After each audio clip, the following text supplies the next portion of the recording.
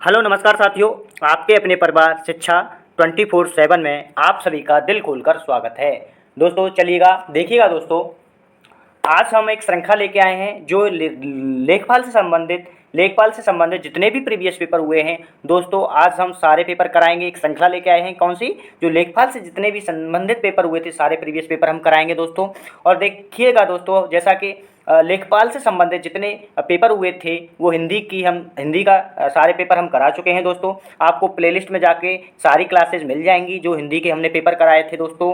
ठीक है दोस्तों, देखिएगा राजस्व लेखपाल, चकबंदी लेखपाल, जिलेवार, ये सारे हम हिंदी के पेपर करा चुके हैं दोस्तों। आपको प्लेलिस्ट में जाके वो सारी क्लास देख लेनी है दोस्तों। अब हम सामान्य जानकारी से संबंधित लेखपाल के जितने भी पेपर हुए थे वो कराने जा रहे हैं दोस्तों। ठीक है दोस्तों, देखिएगा कौन कौन से पेपर हम आपको कराएंगे। देखिएगा राजस्व लेखपाल भर्ती परीक्षा, कौन कौन सी परीक्षाएं अभी तक हुई हैं 2015 में? प्रथम पाली, द्वितीय पाली, दो पेपर हुए थे दोस्तों, प्रथम पाली में और द्वितीय पाली में 2015 में राजस्व लेखपाल वाले। फिर चकबंदी लेखपाल परीक्षा 2015 में हुई थी दोस्तों, प्रथम पाली और द्वितीय पाली, ये भी दो पेपर हुए थे प्रथम पाली में और द्वितीय पाली में। ठीक है दोस्तों, चकबंदी लेखपाल भर्ती परीक्षा 2008 में हुई थी, एक जिलेवार फर्स्ट पेपर, ऐसे ही सेकंड पेपर। ठीक है दोस्तों, चकबंदी लेखपाल भर्ती परीक्षा 2008 जिलेवार। तो दोस्तों हम एक एक करके सारा कराएंगे और दोस्तों आपको बड़े ध्यान से देखना है, एक एक क्वेश्चन को अच्छे तरीके से समझना है दोस्तों। देखिएगा दोस्तों, हिंदी का हम करा चुके हैं, अब सामान्य जानकारी का कराएंगे सारे एक एक करके। फिर दोस्तों ऐसे हम ग्रामीण प्रवेश धीरे धीरे सारे प्रीवियस पेपर हम कर लेंगे। और दोस्तों अलग अलग प्लेलिस्ट आपको जाके वहाँ पर मिल जाएगी, एक एक वीडियो आप देख लीजिएगा, आसानी से आपको मिल जाएगी, कोई परेशानी नहीं आएगी। ठीक है दोस्तों, देखो प्रीवियस हम क्यों आपको प्रीवियस के लिए गाइड कर रहे हैं दोस्तों, प्रीवियस एक बहुत बड़ी भूमिका निभाता है दोस्तों। देखो किसी भी एग्जामिनेशन की प्रिपरेशन स्टार्ट करने से पहले दोस्तों हमारे लिए सिलेबस के साथ साथ ये जानना जरूरी हो जाता है कि उस एग्जाम में किस तरह के क्वेश्चंस का पैटर्न रहा है या किस तरह के क्वेश्चंस पूछे जाते हैं। ठीक है, इसलिए हमें क्या करना होता है, उस एग्जाम से संबंधित जितने भी पिछले वर्षों में एग्जाम्स हुए हैं उन एग्जाम्स के पेपर उठाते हैं और उनसे संबंधित प्रश्नों को सॉल्व करते हैं। ठीक है दोस्तों, जिससे हमें एक आइडिया लग जाता है किस एग्जाम में इस तरह के प्रश्न पूछे जाते हैं। ठीक है दोस्तों, चलिएगा देखिएगा आज हम कौन सा पेपर कराएंगे। राजस्व लेखपाल परीक्षा 2015 में जो प्रथम पाली में हुई थी, इसकी परीक्षा तिथि थी दोस्तों 13 सितंबर 2015। और दोस्तों सामान्य की जानकारी, यानी कि इसमें 25 प्रश्न पूछे गए थे सामान्य जानकारी से संबंधित, previous solution question paper solution. ठीक है दोस्तों, अब एक एक करके सारे हम कर लेंगे। और दोस्तों ध्यान से देखिएगा, ये प्लेलिस्ट में हिंदी का देख लीजिएगा आप जाके, और अपने सभी साथियों को भी शेयर करिएगा दोस्तों। ठीक है, चलिएगा दोस्तों आज हम कराएंगे प्रथम पाली का जो राजस्व लेखपाल परीक्षा 2015 में हुई थी। चलिएगा दोस्तों, आज पहला प्रश्न है हमारा, क्या है देखिएगा, केंद्र सरकार के विकास व्यय में शामिल नहीं है। दोस्तों केंद्र सरकार के विकास व्यय में क्या शामिल नहीं है? सामाजिक एवं सामुदायिक सेवाओं पर व्यय, राज्य के लिए अनुदान, रक्षा पर व्यय या आर्थिक सेवाओं पर व्यय। तो दोस्तों इस प्रश्न का जल्दी से राइट आंसर कमेंट करिएगा कमेंट में। तो दोस्तों जैसा कि हम बता दें, इसका राइट आंसर हो गया option number C is the right answer दोस्तों, C is the right answer. देखिएगा दोस्तों, केंद्र सरकार ने समस्त व्यय को योजनागत व्यय और गैर योजनागत व्यय में बांटा है। दोस्तों केंद्र सरकार ने दो भागों में व्यय को बांटा है, कौन सा? व्यय, योजनागत व्यय और गैर योजनात्मक व्यय। ठीक है, दो भागों में हो गया योजनात्मक और गैर योजनात्मक, जिसे क्रमशः विकासात्मक व्यय और गैर विकासात्मक व्यय भी क्या कहते हैं, यानी कि इसको विकासात्मक व्यय और गैर विकासात्मक व्यय भी कहा जाता है। देखिएगा दोस्तों, गैर विकासात्मक व्यय में क्या आता है? गैर विकासात्मक व्यय में क्या आता है दोस्तों? देखिएगा क्या आता है, रक्षा व्यय, सब्सिडी व्यय, सब्सिडी, ब्याज भुगतान, ठीक है दोस्तों, क्या क्या आता है जो गैर विकास में? रक्षा व्यय, सब्सिडी, ब्याज भुगतान, पेंशन जैसे व्यय शामिल होते हैं, जबकि उपरोक्त अन्य व्यय दोस्तों, उपरोक्त अन्य व्यय विकासात्मक व्यय के अंतर्गत आते हैं। ठीक है दोस्तों, चलिएगा अगला प्रश्न है प्रश्न नंबर 2। देखिए दोस्तों क्या है, हमारे रुधिर में ऑक्सीजन का परिवहन एक प्रोटीन द्वारा होता है जिसका नाम क्या है? दोस्तों हमारे शरीर में जो रुधिर में जो ऑक्सीजन का परिवहन होता है वो किसके द्वारा होता है दोस्तों? Collagen, myoglobin, haemoglobin, creatine. तो दोस्तों इसका राइट आंसर होगा option number C, haemoglobin. C is the right answer. देखिएगा दोस्तों, मानव शरीर में ऑक्सीजन का परिवहन हीमोग्लोबिन द्वारा होता है जो प्रोटीन नामक धातु से बना होता है। दोस्तों जो हीमोग्लोबिन है प्रोटीन नामक धातु से बना होता है। दोस्तों हीमोग्लोबिन में अधिकतर प्रोटीन होता है, यानी कि हीमोग्लोबिन में दोस्तों ज़्यादातर क्या होता है?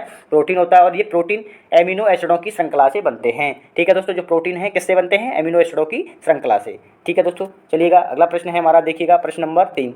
अंतर्राष्ट्रीय गमन माइग्रेशन क्या है? दोस्तों बताइएगा, अंतर्राष्ट्रीय गमन माइग्रेशन क्या है? देशों के बीच में लोगों का संचलन, लोगों का शहर से ग्रामीण क्षेत्रों में संचलन, देश में लोगों का संचलन, एक गांव से दूसरे गांव तक लोगों का संचलन। तो दोस्तों इस प्रश्न का राइट आंसर जल्दी से कमेंट करिए क्या होगा दोस्तों। दोस्तों इसका राइट आंसर बता दूं मैं आपको, ए होगा, ऑप्शन नंबर ए, ऑप्शन नंबर ए। ठीक है दोस्तों, देखिएगा एक क्षेत्र से दूसरे क्षेत्र की ओर जनसंख्या का संचलन, यानी कि एक क्षेत्र से दूसरे क्षेत्र की ओर जनसंख्या संचलन प्रवासन या माइग्रेशन कहलाता है। क्या दोस्तों, एक क्षेत्र से दूसरे क्षेत्र की ओर जनसंख्या का संचलन प्रवासन माइग्रेशन कहलाता है। और यही संचलन जब एक देश से दूसरे देश, यानी कि जब एक क्षेत्र से दूसरे क्षेत्र में होता है तो जनसंख्या का संचलन प्रवासन माइग्रेशन कहलाता है।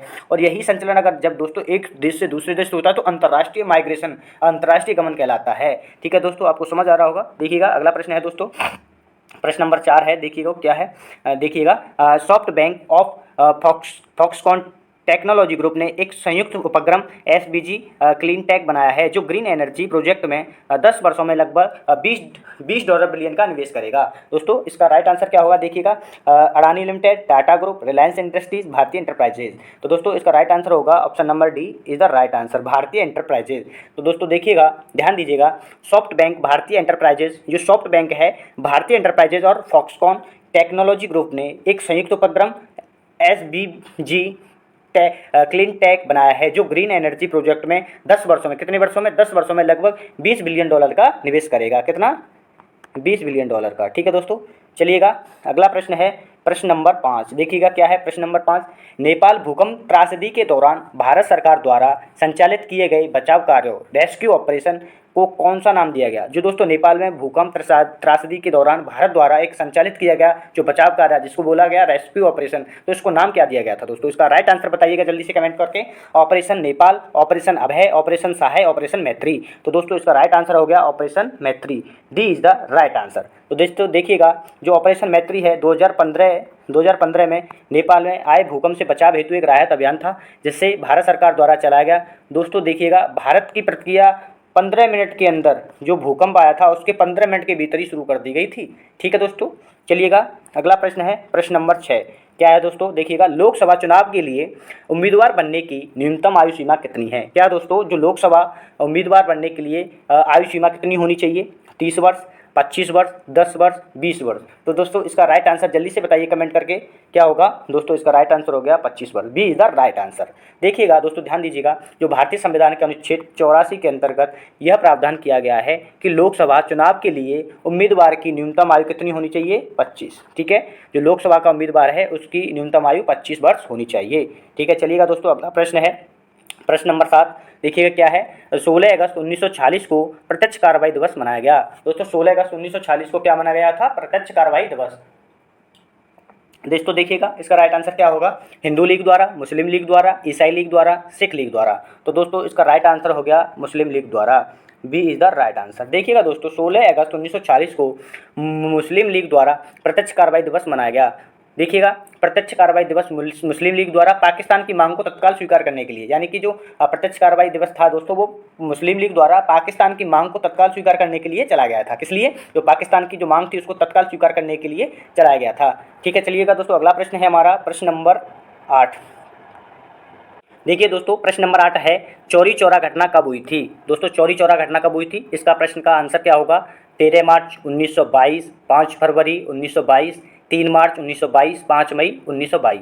तो दोस्तों इसका राइट आंसर जल्दी से कमेंट करके बताइए दोस्तों, इसका राइट आंसर क्या होगा, option number B is the right answer, 5 फरवरी 1922। देखिएगा दोस्तों ध्यान दीजिएगा, क्या था, ये 5 फरवरी 1922 को उत्तर प्रदेश के, कहाँ पर, उत्तर प्रदेश के चौरी चौरा नामक स्थान पर पुलिस ने बगैर किसी पूर्व सूचना के प्रदर्शन कर रही भीड़, यानी कि पुलिस ने क्या किया था, जो प्रदर्शन कर रही भीड़, जो लोग थे जो बिना पूर्व सूचना के, पुलिस ने उन पर क्या कर दिया, भीड़ पर गोली चला दी। पुलिस वालों ने क्या कर दिया, गोली चला दी। इससे क्या हुआ दोस्तों, लोगों ने गुस्से में आकर के भीड़ ने पुलिस स्टेशन पर धावा बोल दिया। यानी कि दोस्तों जब पुलिस ने गोली चला दी तो भीड़ आक्रोशित हो गई, गुस्से में आ गए लोग, तो उन्होंने जाके पुलिस पर धावा बोल दिया, स्टेशन पर धावा बोल दिया और उसमें आग लगा दी। दोस्तों क्या हुआ, पुलिस स्टेशन में आग लगा दी, जिसके अंदर दोस्तों 22 लोग पुलिसकर्मियों की आग में जलकर मृत्यु हो गई। और यही घटना दोस्तों चौरी चौरा नामक घटना के नाम से जानी जाती है। यही घटना चौरी चौरा के नाम से जानी जाती है। चलिएगा दोस्तों अगला प्रश्न है हमारा, प्रश्न नंबर 9। निम्नलिखित में से सबसे अधिक ऋण विद्युतीय तत्व कौन सा है, बताइए दोस्तों, सबसे अधिक ऋण विद्युतीय तत्व कौन सा है। Fluorine, oxygen, sodium, bromine. तो दोस्तों इसका राइट आंसर हो गया ऑप्शन नंबर ए, फ्लोरीन। क्या हो गया दोस्तों, उपयुक्त विकल्प में से इसका राइट आंसर हो गया फ्लोरीन। सबसे अधिक क्या है, ऋण विद्युतीय तत्व। ठीक है दोस्तों, चलिएगा अगला प्रश्न है हमारा प्रश्न नंबर 10। क्या है दोस्तों, किसी देश ने यानी किस देश ने कोपा अमेरिका 2015 जीता था। दोस्तों 2015 कोपा अमेरिका किसने जीता था, पेरू, चिली, अर्जेंटीना, ब्राजील। तो दोस्तों इसका राइट आंसर हो गया Chile, B is the right answer. क्या दोस्तों, B is the right answer. देखिएगा जो कोपा अमेरिका 2015 का आयोजन कब हुआ था, 11 जून से 4 जुलाई 2015, ठीक है दोस्तों, के मध्य चिली में संपन्न हुआ, जिसमें चिली ने अर्जेंटीना को हराकर ये चैंपियनशिप जीती। चिली क्या था, विजेता, और दोस्तों उपविजेता क्या था, उपविजेता कौन था दोस्तों, अर्जेंटीना। ठीक है दोस्तों, यानी कि गौरतलब है कि कोपा अमेरिका 2017 में कोपा अमेरिका कहाँ पे हुआ था, अर्जेंटीना में। ठीक है, और इसको ब्राज़ील ने जीता, जिसमें ब्राज़ील था विजेता। 2017 का जो कोपा अमेरिका था वो अर्जेंटीना में हुआ, और दोस्तों इसका विजेता था ब्राज़ील। ठीक है दोस्तों, चलिएगा आपको समझ आ रहा होगा। चलिए प्रश्न नंबर 11। देखो दोस्तों, आपको अगर क्लास समझ में आ रही है और क्वेश्चन एकदम से क्लियर से समझ में आ रहे हैं, आपके माइंड में सेट होते जा रहे हैं, तो दोस्तों आपके अपनी परिवार शिक्षा 24/7 को सब्सक्राइब कर लीजिएगा और बेल आइकन को प्रेस कर दिएगा दोस्तों। इससे क्या होगा, हमारे अगली आने वाली क्लास आप तक आपको आसानी से प्राप्त हो जाएगी, और अपने दोस्तों के भी साथ शेयर करिएगा दोस्तों। ठीक है दोस्तों, चलिएगा हमारा अगला प्रश्न है, निम्नलिखित में से कौन कैबिनेट स्तर का होता है। दोस्तों बताइएगा कैबिनेट स्तर का कौन होता है। देखिए दोस्तों, विपक्ष का नेता, भारतीय रिजर्व बैंक का गवर्नर, भारत का नियंत्रक एवं महालेखा परीक्षक, या भारत का न्यायवादी, भारत का महान्यायवादी। दोस्तों कैबिनेट स्तर का कौन होता है दोस्तों, जैसा बता दो इसका राइट आंसर क्या होगा दोस्तों, आप बताइए जल्दी से कमेंट बॉक्स में कमेंट करके। दोस्तों इसका राइट आंसर होगा option number A is the right answer. जो विपक्ष का नेता हो दोस्तों, जो विपक्ष का नेता होता है दोस्तों, वो कैबिनेट स्तर का होता है। देखिएगा दोस्तों क्या है, जो विपक्ष का नेता कैबिनेट स्तर के मंत्री के समकक्ष ओहदा रखता है, यानी कि कैबिनेट मंत्री के बराबर होता है विपक्ष का नेता। और दोस्तों जो जो सारी सुविधाएं उसको प्राप्त होती हैं, ये कैबिनेट मंत्री को वो सारी सुविधाएं एक विपक्ष के नेता को भी प्राप्त होती हैं। ध्यान रखिएगा दोस्तों, कैबिनेट स्तर का मंत्री विपक्ष के नेता के बराबर ओहदा रखता है, और वो सारी सुविधाएं एक विपक्ष के नेता को भी मिलती हैं। चलिएगा दोस्तों अगला प्रश्न है प्रश्न नंबर 12। देखिए क्या है दोस्तों, प्रायद्वीपीय भारत का दक्षिणम छोर कन्याकुमारी स्थित है। दोस्तों इसी प्रश्न में एक प्रश्न और बनता है। देखिए क्या हो गया, जो प्रायद्वीपीय भारत का दक्षिणम छोर कौन हो गया, कन्याकुमारी। ठीक है दोस्तों, चलिएगा अब इस प्रश्न का आंसर बता दीजिए। जो प्रायद्वीप भारतीय दक्षिण का छोर है कन्याकुमारी कहाँ पर स्थित है, मकर रेखा के दक्षिण में, भूमध्य रेखा के उत्तर में, या कर्क रेखा के उत्तर में, भूमध्य रेखा के दक्षिण में। तो दोस्तों इसका राइट आंसर हो गया भूमध्य रेखा के उत्तर में, B is the right answer, B is the right answer. तो देखो दोस्तों ध्यान दीजिएगा, जो कन्याकुमारी है तमिलनाडु का एक प्रमुख शहर है। कन्याकुमारी क्या है, तमिलनाडु का एक प्रमुख शहर, तमिलनाडु का एक प्रमुख शहर है। क्या है दोस्तों, जो कन्याकुमारी है तमिलनाडु का एक प्रमुख शहर है, जो भूमध्य रेखा के उत्तर में अवस्थित है। कहाँ पर है ये, भूमध्य रेखा के उत्तर में स्थित है। देखो दोस्तों, भूमध्य रेखा एक काल्पनिक रेखा है। भूमध्य रेखा क्या है, एक भूमध्य रेखा एक काल्पनिक रेखा है दोस्तों।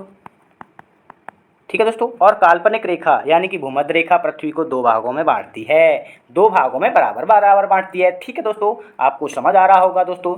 चलिएगा अगला प्रश्न है प्रश्न नंबर 13।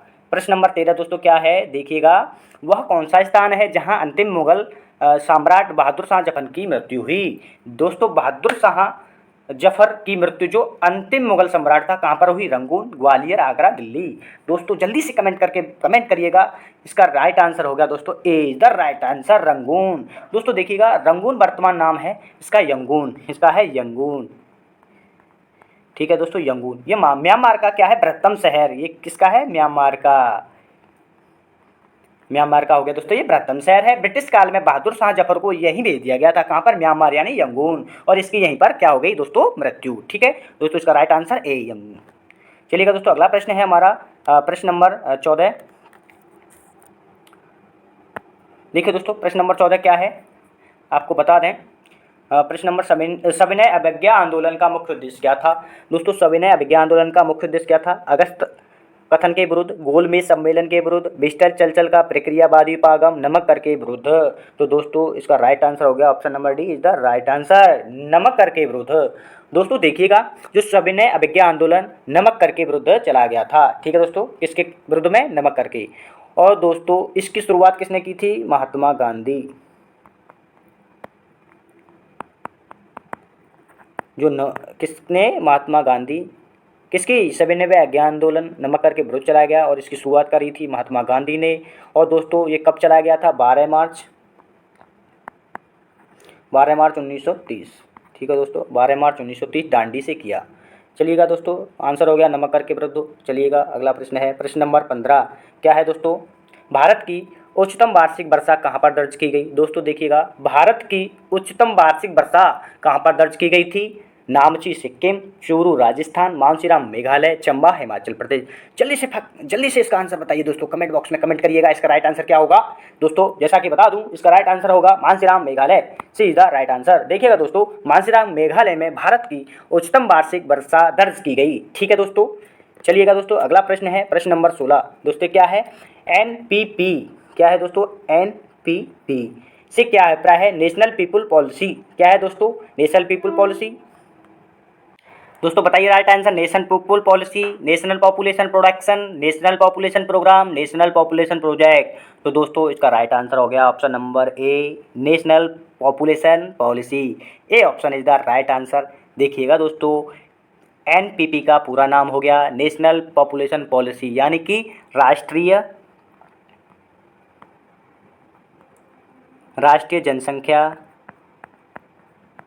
जनसंख्या नीति। ठीक है दोस्तों, भारत सरकार द्वारा 2000 में राष्ट्रीय जनसंख्या नीति लाई गई, जिसका प्रमुख उद्देश्य क्या था दोस्तों? राष्ट्रीय जनसंख्या नीति का 2045 से 2070 तक देश की जनसंख्या को स्थिर रखना। क्या दोस्तों? स्थिर रखना। देश की जनसंख्या को 2045 से 2070 तक क्या था? स्थिर रखना इसका उद्देश्य था जनसंख्या, राष्ट्रीय जनसंख्या नीति का। और ये दोस्तों कब लाई गई थी? 2000 में। ध्यान दीजिएगा दोस्तों। चलिएगा दोस्तों, अगला प्रश्न है, प्रश्न नंबर 17 क्या है? देखिएगा, हाल ही में अंतर्राष्ट्रीय क्रिकेट काउंसिल के अध्यक्ष के रूप में किसे चुना गया? जो अंतर्राष्ट्रीय क्रिकेट काउंसिल है उसके अध्यक्ष किसको चुना गया दोस्तों? जहीर अब्बास, मुस्तफ़ा कमाल, जगमोहन डालमिया, एन श्रीनिवासन। तो दोस्तों इसका राइट आंसर जल्दी से कमेंट करिएगा, क्या होगा? देखो, option number A is the right answer. Option A is the right answer, Zaheer Abbas. देखिएगा दोस्तों, जो जून 2015 को दोस्तों जहीर अब्बास को अंतर्राष्ट्रीय क्रिकेट काउंसिल के अध्यक्ष के रूप में चुना गया, जिनका कार्यकाल कितना है? 2017 तक था। ठीक है, जो 2015 में जहीर अब्बास को अंतर्राष्ट्रीय क्रिकेट काउंसिल के अध्यक्ष चुने गए और इनका कार्यकाल था 2017 तक। ठीक है दोस्तों, चलिएगा अगला प्रश्न है हमारा, प्रश्न नंबर 18 क्या है दोस्तों? देखिएगा, जून 2015 के चौथे सप्ताह में 2 उद्यमियों और अनेक नागरिक निकायों के बीच अवशिष्ट प्रबंधन पर समझौता कहाँ हुआ था दोस्तों? गुजरात में, महाराष्ट्र में, केरल में, असम में। तो इसका जल्दी से दोस्तों राइट आंसर बताइए कमेंट करके। Option number D is the right answer, Assam. D is the right answer. देखिएगा, अपशिष्ट प्रबंधन पर समझौता 2015 में कहाँ पर हुआ था? असम। कहाँ पर हुआ था दोस्तों? असम के 2 प्रमुख उद्यमियों, जिसमें सांख्यिकी और पुलक राय और अनेक निकायों के बीच संपन्न हुआ। ठीक है दोस्तों, चलिएगा अगला प्रश्न है दोस्तों 19, प्रश्न नंबर 19। आच्छादन अनावरण पर किसी पदार्थ का वायु से, दोस्तों सेना गलत हो गया है, इसको काट दीजिएगा, टाइपिंग में मिस्टेक हो जाता है दोस्तों कभी कभी, कोई नहीं। आच्छादन अनावरण पर किसी पदार्थ का वायु से नमी का अवशोषण करने का गुण क्या कहलाता है दोस्तों? प्रस्वेदन, शुष्कन, परासरण और पुष्पटन। दोस्तों इसका right answer A is the right answer. A is the right answer. देखिएगा, प्रस्वेदन आच्छादन यानी अनावरण पर किसी पदार्थ का वायु से नमी का अवशोषण करना गुण कहलाता है। ठीक है दोस्तों, चलिएगा अगला प्रश्न है हमारा, प्रश्न नंबर 20 क्या है दोस्तों? दालें किसका अच्छा स्रोत हैं दोस्तों? बताइएगा, प्रोटीन का, विटामिन का, कार्बोहाइड्रेट का, वसा का। तो दोस्तों दालें सबसे अच्छा स्रोत हैं, वो है दोस्तों प्रोटीन का। Option number A is the right answer. ठीक है दोस्तों हम आशा करते हैं आपको क्वेश्चन समझ में आ रहे होंगे और क्लास आपको अच्छी लग रही है। तो दोस्तों लाइक करिएगा, कमेंट करिएगा दोस्तों। एक कमेंट आपका हमें मोटिवेशन का काम करता है और हमारी हर यही प्रयत्न रहता है हम अपने साथियों के लिए अच्छा से अच्छा कंटेंट दें और उनके लिए ज़्यादा से ज़्यादा मेहनत कराएं, कम समय में ज़्यादा से ज़्यादा मेहनत कराएं, जिससे क्या होगा दोस्तों, आपको सफलता जल्दी से जल्दी मिले, आपको बिल्कुल भी कोई परेशानी नहीं आए, कहीं भटकना ना पड़े, सारी चीज़ें हम अपने प्लेटफॉर्म पे उपलब्ध करा दें। ठीक है दोस्तों, चलिएगा हम आशा करते हैं समझ आ रहा है। तो हमारे आपके अपने परिवार शिक्षा 24/7 को जरूर सब्सक्राइब करिएगा और बेल आइकन को प्रेस करिएगा और दोस्तों के साथ शेयर भी कर लीजिएगा, जिससे क्या होगा, जितने भी साथी हमसे जुड़ेंगे दोस्तों वो भी अपनी तैयारी को एकदम गति प्रदान करेंगे। चलिएगा दोस्तों, अगला प्रश्न है, प्रश्न नंबर 21, मथुरा, डिगबोई और पानीपत में परिष्करण शालाएं किसके द्वारा स्थापित की गई हैं दोस्तों? भारत पेट्रोलियम कॉरपोरेशन लिमिटेड द्वारा, मद्रास रिफाइनरीज लिमिटेड के क्रूड डिस्टिलेशन यूनिट द्वारा, इंडियन ऑयल कॉरपोरेशन लिमिटेड द्वारा, हिंदुस्तान पेट्रोलियम कॉरपोरेशन लिमिटेड द्वारा। तो दोस्तों इसका राइट आंसर जल्दी से कमेंट करिए क्या है। इसका हो गया इंडियन ऑयल कॉरपोरेशन लिमिटेड द्वारा। Option number C is the right answer. क्या दोस्तों? इंडियन ऑयल कॉरपोरेशन द्वारा मथुरा, डिगबोई और पानीपत में परिष्करणशाला स्थापित की गई। किसके द्वारा? इंडियन ऑयल कॉरपोरेशन द्वारा। ठीक है दोस्तों, चलिएगा अगला प्रश्न है हमारा, देखिएगा प्रश्न नंबर 22, निम्नलिखित में से किसको संविधान की आत्मा के रूप में माना गया? दोस्तों बताइए, जो संविधान की आत्मा के रूप में किसको माना गया है, बताइएगा। राज्य के नीति निर्देशक सिद्धांत, राष्ट्रीय ध्वज, प्रस्तावना, मूल अधिकार। तो दोस्तों इसका जल्दी से सही आंसर जो है वो बताइएगा क्या है? प्रस्तावना। क्या है दोस्तों? हाँ दोस्तों, क्या है? सी इज द राइट आंसर, प्रस्तावना। भारतीय संविधान की आत्मा किसको माना गया है? प्रस्तावना को। दोस्तों ध्यान दीजिएगा, प्रस्तावना को संविधान की आत्मा के रूप में माना गया है, जबकि दोस्तों भीमराव अम्बेडकर ने संवैधानिक उपचारों के अधिकार को संविधान की आत्मा माना है। अनुच्छेद 32 क्या है? संवैधानिक उपचारों के अधिकार। भीमराव अम्बेडकर ने जो माना है संविधान की आत्मा, वो माना है संवैधानिक उपचारों के अधिकार को। ध्यान रखिएगा दोस्तों, दो प्रश्न बन गए अलग अलग, यानी कि संविधान की आत्मा अगर भीमराव अम्बेडकर नहीं आए तो क्या आएगा? प्रस्तावना। अगर बोले भीमराव अम्बेडकर ने माना है संवैधानिक उपचारों का अधिकार अनुच्छेद 32 को। ठीक है दोस्तों, समझ आ रहा होगा, क्लियर हो गया। चलिएगा अगला प्रश्न है दोस्तों, प्रश्न नंबर 23 क्या है दोस्तों, बताइएगा। शतपथ पथ ब्राह्मण और तैत्तरीय ब्राह्मण के ब्रह्मांड मूल पाठ हैं। शतपथ ब्राह्मण और तैत्तरीय ब्राह्मण के ब्राह्मण मूल पाठ हैं दोस्तों, सामवेद, अथर्ववेद, ऋग्वेद, यजुर्वेद। इसका जल्दी से राइट आंसर बताइएगा। ऑप्शन नंबर डी यजुर्वेद, यानी कि शतपथ ब्राह्मण और तैत्तरीय ब्राह्मण यजुर्वेद के ब्राह्मण हैं। ठीक है दोस्तों, चलिएगा अगला प्रश्न है, प्रश्न नंबर 24 क्या है दोस्तों। ढालू सड़क पर पत्थर ढुलकाना ऊर्ध्व ऊपर की ओर उठाने से अधिक आसान होता है, क्योंकि पत्थर को ढुलकाने में किया गया कार्य इससे उठाने की अपेक्षा कम होता है। दोनों में किया गया कार्य समान होता है, किंतु ढुलकाने में कार्य करने की दर कम होती है। पत्थर को ढुलकाने में किया गया कार्य इसे उठाने की अपेक्षा अधिक सरल होता है।